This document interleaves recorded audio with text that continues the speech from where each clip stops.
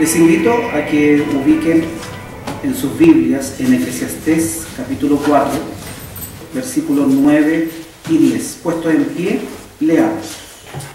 Mejores son dos que uno, porque tienen mejor paga de su trabajo. Porque si cayeren, el uno levantará a su compañero, mas hay del solo, que cuando cayere no habrá segundo que lo levante. Lo vuelvo a leer yo, ustedes escuchan. Mejores son dos que uno, porque tienen mejor paga de su trabajo. Porque si cayeren, el uno levantará a su compañero, mas hay del solo, que cuando cayere no habrá segundo que lo levante. Vamos a orar. Dios de los cielos, gracias por la lectura de tu palabra y te rogamos que al meditar en ella tú nos hables a nuestro corazón para entender tu voluntad. Permanece con nosotros, en el nombre de Jesús. Amén. Amén. Quiero también hacer lectura del libro de Hebreos, capítulo 10, versículos 24 y 25, que dice: y considerémonos los unos a los otros para provocarnos al amor y a las buenas obras, no dejando nuestra congregación, como algunos tienen por costumbre, mas exhortándonos, y tanto más cuando veis que aquel día se acerca. Desde un punto de vista bíblico, el compañerismo con otros creyentes no es una opción. Es cierto que somos salvados de una manera individual o de forma individual, de forma personal. Dios hace un trato con usted en forma personal. Pero usted ha de comprender que cuando el Señor trata con usted, también está tratando con otros que, al igual que usted, decidieron unirse a la fe cristiana. La pertenencia a una familia, grupo social o étnico no garantiza ni otorga automáticamente la salvación. No por el simple hecho de estar aquí reunidos, usted es salvo o debe considerarse salvo. Los factores antes mencionados pueden ayudar a ponernos en contacto con el mensaje de buenas noticias. Sin embargo, igualmente deberemos tomar una decisión personal. Usted pudo haber nacido en una iglesia o pertenecer a algún tipo de congregación, pero esto, insisto, no garantiza que usted sea un hijo o una hija de Dios. Usted necesita una decisión y una relación personal con Dios, con Jesús. Y sin duda alguna, este aspecto es una de las grandes maravillas de la experiencia cristiana. Dios nos ha hecho únicos e irrepetibles. No existe otro ser igual a usted. Somos únicos para el Señor. Y Dios quiere entablar una relación única con usted. La relación que el Señor establece con cada uno de nosotros es exclusiva. Si una de sus criaturas se pierde, se produce un vacío que ningún otro ser creado puede llenar. ¡Qué increíble privilegio para cada uno de nosotros el ser amados y aceptados de forma individual por aquel que creó todas las cosas! Cuando uno lee pasajes en la Biblia que hablan de esto, lo único que provocan en nosotros es un sentimiento de gratitud a Dios por lo que Él ha hecho con cada uno de los que estamos aquí al otorgarnos la vida eterna. Un ejemplo de esto es el Salmo 139. Habla de la omnisciencia de Dios, donde Dios todo lo sabe y escudriña su corazón. Y describe muy gráficamente ese tratamiento singular que Dios hace con usted, que es único, que es personal. Nadie puede llamarse hijo de Dios si no ha tenido un encuentro personal con Dios. Recordemos un poco la historia de Pablo. Pablo era una persona que había estudiado mucho las Escrituras, pero eso no le garantizaba ser un hijo de Dios. ¿Qué tuvo que ocurrir? un encuentro único y personal con Jesús. Si Jesús no se presenta en su corazón, usted podrá llamarse un buen religioso, pero no un hijo de Dios, porque así lo dice la Biblia. Usted necesita un encuentro personal con Cristo. Todo lo anterior, sin duda, lo que hemos dicho es cierto. Sin embargo, ser cristiano no es únicamente una experiencia personal. ¿Por qué? Porque yo dije al principio, en el instante en que Dios realiza este cambio en usted, usted ya forma parte del cuerpo de Cristo, de la unión de otros que tal cual como usted han creído en Jesús como Señor y Salvador. Cuando usted conoce a Cristo como Señor y Salvador de su vida, usted tiene una relación vertical con Dios, pero a su vez tiene una relación horizontal con los demás hermanos. Vertical con Dios y horizontal con los hermanos. Para trabajar hay una herramienta que se llama escuadra. La hemos usado con don Hernán. Si la escuadra, hagamos cuenta, no tuviera 90 grados, el maestro de alguna u otra manera empezaría a reclamar que el serrucho está malo, que el cálculo lo ha perdido, que la madera está dura, pero algo va a pasar porque está tirando línea y confía que la escuadra es rectangular, o sea, es recta, ángulo recto. Donde usted pone la escuadra, usted tira una línea y supuestamente, ¿cierto?, es una línea, podríamos decir, casi perfecta para poder hacer un buen corte y que me quede el ángulo recto. Si usted esta dirección de relación vertical con Dios no está bien cimentada con la línea horizontal con los hermanos, vamos a hacer cuenta que se nos inclinó. Esta línea ya no va a ser tan vertical con Dios. Por tal razón, si decimos amar a Dios, debemos también amar a nuestros hermanos. No podemos mantener malas relaciones con los hermanos y decir que estamos bien con Dios. Lamentablemente, hoy en día en nuestra sociedad pareciera que todo nos lleva a un individualismo.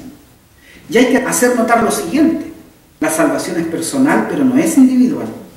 Vivimos en una cultura individualista. El individualismo, la exaltación de la persona, sus derechos y necesidades van por encima incluso de todo sentido comunitario que el hombre crea o desee crear. Hay un escritor cristiano y pensador, James W. Sears, en su libro El discipulado de nuestra mente, al referirse al individualismo imperante en nuestra sociedad, dice lo siguiente: el individuo es antes que la sociedad, que existe únicamente a través del contrato voluntario de individuos que tratan de sacarle el máximo partido a sus propios intereses personales. La idea es esta: antes que la sociedad viene el individuo. La sociedad es tan solo una suma de individuos, no tiene estatus o significado propio, tan solo el que los individuos le otorgan de forma voluntaria. Los seres humanos, desde esa perspectiva, no son esencialmente comunitarios, sino son individuales. Esto fue el análisis que hizo este escritor cristiano. Expresando el lenguaje más sencillo, diríamos que lo importante en este mundo es el yo. Y a veces lo disfrazamos con otras cosas. Lamentablemente, si usted analiza, van a haber diferentes opiniones de diferentes personas, ¿cierto?, que definen la sociedad, sus características.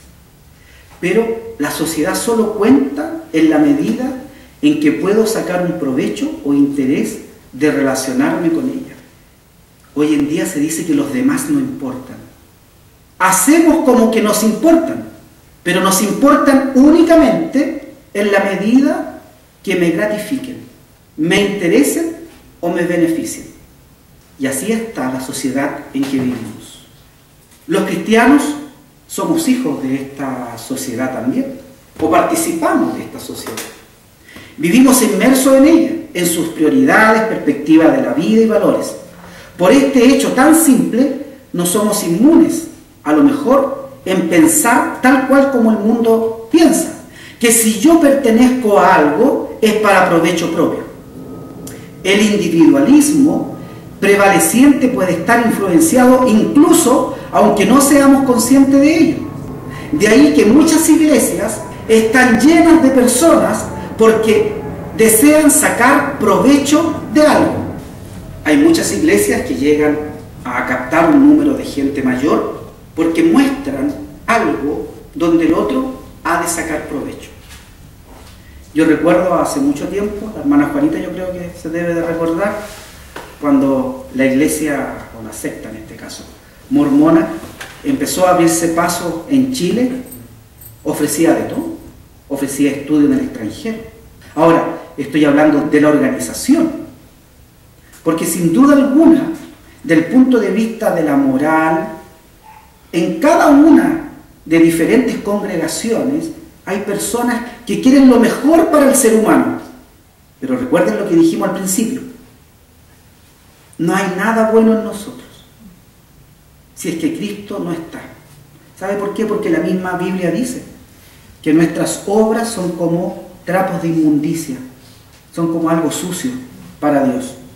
Comparado con Dios, ¿qué bueno hay en mí? No hay nada. Trato de ser una persona buena, un esposo bueno, un papá bueno, un trabajador bueno. Sí, ¿y eso es lícito hacerlo? Sí, es lícito. Pero todo lo que yo pueda hacer para ser considerado bueno delante de los ojos de Dios es nada.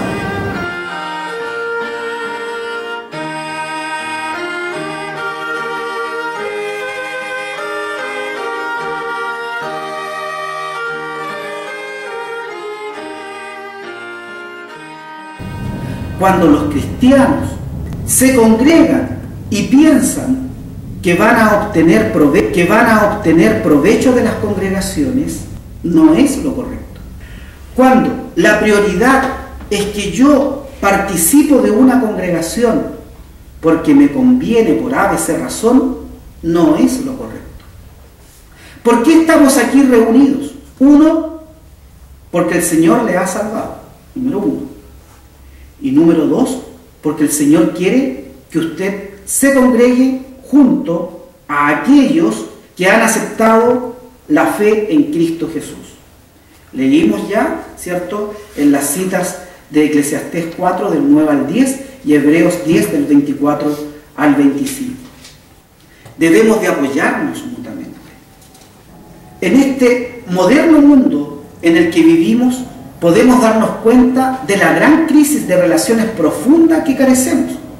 Actualmente, en nuestra gran carrera individualista por la supervivencia, hacemos a un lado la importancia de desarrollar amistades y por lo tanto nos aislamos en nuestro mundo personal.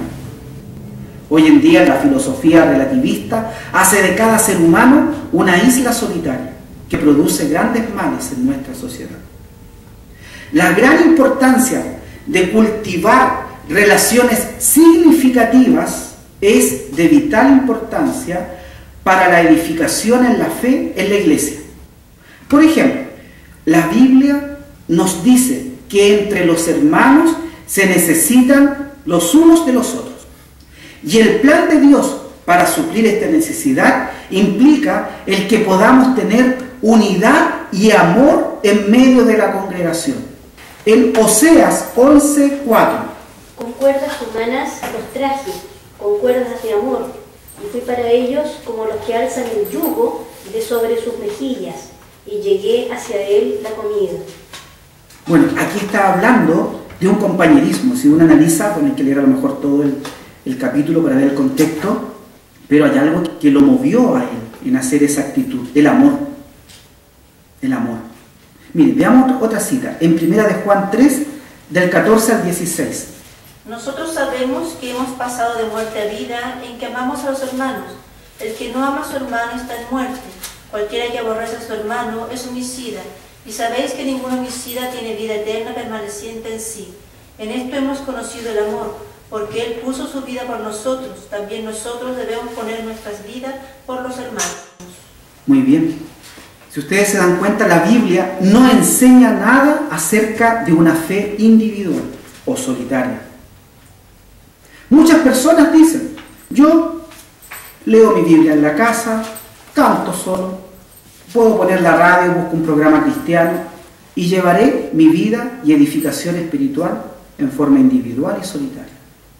Pero, insisto, la Biblia no enseña nada acerca de una fe individual y solitaria. Por romántico y conveniente que pueda parecer, no tiene lugar en las Escrituras. Por el contrario, la palabra de Dios una y otra vez nos enseña que la experiencia de conocer a Dios tiene una dimensión corporativa, congregacional, que no puede ser obviada ni rechazada. Nuestra relación personal y congregacional va dirigida a Dios y no son conceptos antagónicos u opuestos, son dos caras de una misma realidad. El compañerismo cristiano no es una opción, forma parte del propósito para el que hemos sido salvados. Hay muchas personas que pertenecen a la iglesia, terminan el culto y parten rápidamente, no saludan a nadie, no miran a nadie y se retiran. El compañerismo cristiano consiste, ¿cierto?, en poder compartir con el otro. Hay razones que la Biblia nos dice para ser buenos compañeros cristianos. Hemos leído algunos de ellos, de ahí los vamos a retomar. Primero, ¿por qué es importante ser buen compañero cristiano y ese compañerismo cultivarlo acá en el templo? Porque podemos llegar a entender mejor la Biblia. Mucha gente se dice, leo la Biblia pero no entiendo nada. ¿Dónde la puedes entender? En la casa del Señor. Porque el Señor a usted ahí le va a dar luz para poder entender las verdades de Dios para su vida. Podrá entender lo que Dios quiere de usted. Una vez que iniciamos una vida cristiana, podemos tener muchas dudas acerca de lo que esto significa. Quizás escucharás personas que predican o que hacen temas y no entenderás nada al principio. O querrás leer tú mismo la Biblia y te vendrán muchas dudas. Vendrán a nuestra mente preguntas. ¿Dónde las podrás aclarar? Orando a Dios, pero también en la comunión en la iglesia. Cuando nosotros, por ejemplo, hermanos, tenemos estudios bíblicos el día jueves, analizamos verdades bíblicas tan hermosas. Nosotros podemos haber leído muchas veces, por dar un ejemplo, el libro de Proverbios, pero cada vez que lo volvemos a leer, en conjunto encontramos nuevas verdades para nuestra vida espiritual. Y con ello crecemos y nos edificamos en el amor del Señor. Por eso que el establecer relaciones con otros cristianos te dará la oportunidad de conocer mejor y más pronto los principios fundamentales de Dios para ti. Además, vamos a entender que lo que está escrito en la Biblia no es solamente palabras, sino que se hace vivo en la vida de los demás miembros de la iglesia. Por ejemplo, yo puedo decir a usted que el Señor ha tenido misericordia por esta o por aquella razón. Usted recién ha conocido al Señor. ¿Cómo podrá entender que el Señor tiene misericordia?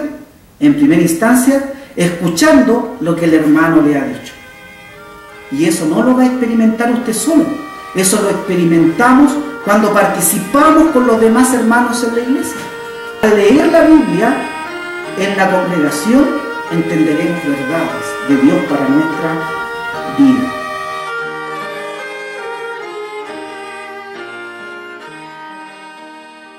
Dos, al participar de la congregación, usted podrá verdaderamente aprender que pertenece a la familia de Dios. Uno de los principales beneficios de formar parte de un grupo de hermanos cristianos es el desarrollo de las profundas amistades, no en cosas superficiales. Nos juntamos en un lugar porque tomamos tecito. Nos juntamos porque podemos hablar de mi trabajo, tu trabajo. Con esto no quiero decir que eso no corresponda. Sí corresponde, lo pueden hacer. Pero hay algo que trasciende al juntarse en armonía, que podemos compartir aquello por lo cual el Señor dio su vida, por nosotros. El Señor, hemos leído en Hebreos, ¿cierto? 10, del 24 al 25, que debemos de considerarnos unos a otros, ¿para qué? Para estimularnos ¿a qué? Al amor y a las buenas obras, y no dejando de congregarnos. Dice la Biblia. Nos juntamos porque si uno de nosotros está débil, el otro ha de tender la mano y le ha de ayudar. Por eso que leímos al principio, ¿se dieron cuenta? En Eclesiastés 4, del 9 al 10. Mejores son dos que uno, porque si uno cae, el otro lo va a levantar. Si usted vive su vida cristiana en forma individual, solitaria, se está perdiendo de bendiciones. Tercero, nos juntamos porque podemos orar. Usted puede tener una oración personal con Dios y el Señor le va a escuchar a Él, porque el Señor quiere que usted tenga una comunión personal con Él. Pero también la congregación tiene necesidades por las cuales todos debemos orar. Cuando Dios ve que en la congregación son uno orando, el Señor dará respuesta. Así lo hemos experimentado como iglesia. La oración adquirirá un significado relevante para nosotros. Estamos orando para que las personas conozcan a Cristo como Señor y Salvador. Tal vez no con toda la fuerza que deberíamos hacerlo. Tenemos un listado de personas y queremos que el Evangelio llegue a sus oídos, a su corazón, y puedan recibir a Cristo como Señor y Salvador. Pero el Señor requiere de una iglesia que tenga ese mismo sentir. Por eso que es bueno, hermanos, cuando si alguno de ustedes tiene un motivo de oración donde la iglesia ha de orar, díganlo, para que el Señor vea a la iglesia orando. Recuerden, Pedro estaba en la cárcel y la iglesia estaba orando para que el Señor tuviera misericordia y lo librara. Incluso esta historia nos muestra algo más, que a veces la iglesia ora sin fe, pero el Señor aún así escucha. ¿Qué pasó? Dice que mientras estaban ahí orando, en la noche, golpean la puerta, abren y era Pedro. Había salido de la cárcel, había sido libertado. Y dice que la persona al verlo, lo único que hizo, cerró la puerta. O sea, estaba orando para que fuera libre y cuando lo vio no se convenció y le cerró la puerta. Entonces, quiero que nos demuestra esto, que muchas veces nosotros oramos por algo y a lo mejor no hay fe suficiente en nosotros. Pero el Señor dice que el Espíritu Santo pide con gemidos indecibles en nosotros. ¿Qué es lo que requiere Dios? Que usted lo haga con un corazón contrito, humillado. Que en la congregación usted exprese lo que siente, pero sin mentiras, sino con verdades, para que la iglesia ore y el Señor responda y dé su respuesta perfecta a lo que estamos pidiendo. La oración por otros nos hará dejar de ser individualistas. La oración por otros nos hará mirar por las necesidades de aquel que sufre. El video que vimos en la mañana, esa persona decía, lo único, e insisto en esto, lo único que están pidiendo los hermanos de India, que oren por fortaleza. Fortaleza. Porque vienen los musulmanes, abren las puertas de las casas, pregunta, ¿es usted cristiano?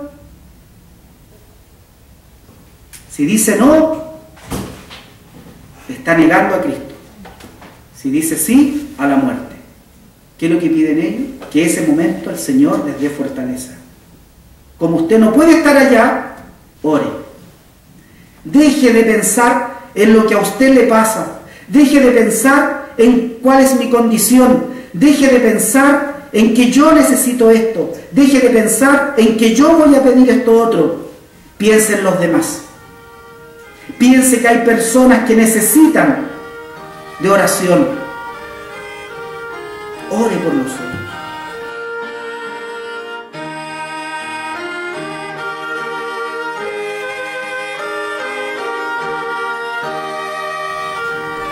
El compañerismo cristiano implica preocuparse por los otros y elevar a Dios una oración. También, miren lo que voy a decir, manejar mejor el estrés y las presiones diarias de nuestra vida. Todos nosotros podemos estar muy cansados por lo laboral, por lo familiar, por diferentes otras razones. Pero cuando usted entra y comparte con los hermanos, el Señor le va a dar alivio a su corazón. Le va a dar alivio a su corazón. El compañerismo con otros cristianos provee de un gran apoyo en tiempos de crisis, cambio y estrés. ¿Acaso no es bueno sentirse que un grupo de hermanos está orando por usted en momentos de prueba? Tendrás un sentido de estabilidad y seguridad, sabiendo que hay personas que en realidad se preocupan de usted y están comprometidas y de apoyarlo. Ahí está el hermano que tiende la mano cuando otro cae. Cuando se pierde un trabajo o hay una enfermedad prolongada o alguien necesita de algo, la iglesia ha de orar. En la comunión y en el compañerismo cristiano podrás compartir mejor tu fe en Jesucristo con tus amigos inconversos, con tus familiares, con tus compañeros de trabajo. Muy probablemente varias de las personas que están cerca de ti tienen prejuicios acerca del significado de ser cristiano. Por lo tanto, es difícil que acepten una invitación para ir a tu iglesia o congregación el día domingo, ya que esto los pondrá a la defensiva. Sin embargo, estas mismas personas podrían estar más abiertas para ir a un estudio bíblico en un grupo pequeño, en un hogar. ¿Por qué nuestra iglesia tiene dentro de los planes hacer visitación a los hogares? Por lo mismo, porque a lo mejor un vecino o vecina a la cual usted está invitando no quiere venir a la iglesia porque tiene prejuicios. Por ejemplo, en la primera iglesia hace muchos años atrás, organizábamos los grupos de oración. Funcionaban estos los días viernes. Participé en un grupo de oración en Martínez de Rosas, en el hogar del hermano Eliezer Ulloa y su esposa hermana Ingrid Platner. Ahí fuimos perseverantes. Se nos encomendó al hermano Eliezer, y a quien habla, mantener ese grupo de oración. Había otro grupo de oración que estaba en mi casa, en Juan Miranda, el cual estaba a cargo de mi papá. Y producto de este trabajo, personas se acercaron a la iglesia. En Martínez de Rosas, el hermano Juan Villalobos recibió al Señor como Salvador. En Martínez de Rosas, la hermana Dorita creció en la fe cristiana. Y cuando ellos participaron de la iglesia, su testimonio fue: lo que me había perdido. Qué hermoso lo que vi. ¿Cómo no dar gracias a Dios, cierto, por esto? Porque eso se ve solamente cuando hay compañerismo cristiano, cuando hay unión en la iglesia. Por eso cuando se propone en la iglesia, abra las puertas de su hogar para hacer un culto, para orar. Es una invitación, tómelo como lo que Dios quiere que usted haga en su casa. 6. Podrás desarrollar habilidades de liderazgo en la iglesia. Personas que jamás se habían imaginado que iban a hacer clase a niños, ahí están enfrente de niños. Personas que jamás se iban a imaginar que iban a dirigir una sociedad de varones, una sociedad femenina, ahí están dirigiendo. Puedes tener un talento que en forma individual jamás aparecería. ¿Cuántos jóvenes de los que están tocando música fueron motivados porque en la iglesia se motivó a tocar? 7. Se incrementará nuestra comprensión acerca de la gratitud a Dios, la cual te guiará a vivir adorándole día a día. Muchos cristianos piensan que la adoración o la alabanza a Dios solo ocurre los domingos cuando usted se congrega. No, la adoración es diaria, con su forma de vida, con su canto. Usted puede estar en una micro y estar orando, puede estar pidiendo por otros. ¿Y eso qué es lo que lo provoca? La comunión entre los hermanos. Y 8, para no alargarme, serás un cristiano como el de la iglesia de los tiempos del Nuevo Testamento. El libro de los Hechos es muy claro acerca del plan de Dios para que sus hijos crezcan y suplan todas sus necesidades en la iglesia. Jamás habría pastores suficientes para cuidar de tantas personas. Dios planeó la forma de hacerlo. ¿Cómo? Congregándose. Y perseveraban en la doctrina de los apóstoles y en la comunión, los unos con los otros, en el partimiento del pan y en las oraciones. Todos los que habían ahí creído estaban, dice la Biblia, juntos y tenían todas las cosas en común y perseveraban unánimes, dice las Escrituras, cada día en el templo y partiendo el pan en las casas, comían juntos con alegría y sencillez de corazón. Y el Señor, ¿cuál era el fruto? Añadía cada día a la iglesia los que habían de ser salvos.